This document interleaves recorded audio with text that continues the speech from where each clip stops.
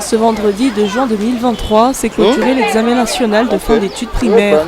À Lubumbashi, les écoliers se disent plutôt satisfaits de leur travail et sont prêts à affronter les classes supérieures.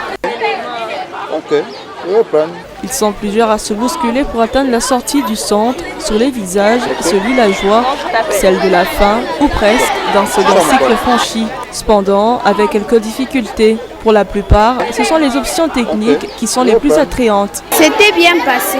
Sciences et maths aussi. Oui, je suis prête à affronter la 7e. L'électronique. Quand j'étais petite, je partais souvent rejoindre mon papa Imara. Il nous laissait chez un ami. Maintenant, souvent, je lui ai demandé si seulement je faisais quelque chose d'impressionnant. Est-ce que je pourrais aussi travailler avec vous? Il a dit oui, alors j'ai commencé à fabriquer un peu de choses. Maintenant, je vais faire l'électronique. C'était bien. Moi, ce qui m'a compliqué, c'était un peu les maths. Ce qui était facile, c'était le français, sciences et culture générale. Je vais faire la gestion des entreprises. C'est ça mon rêve.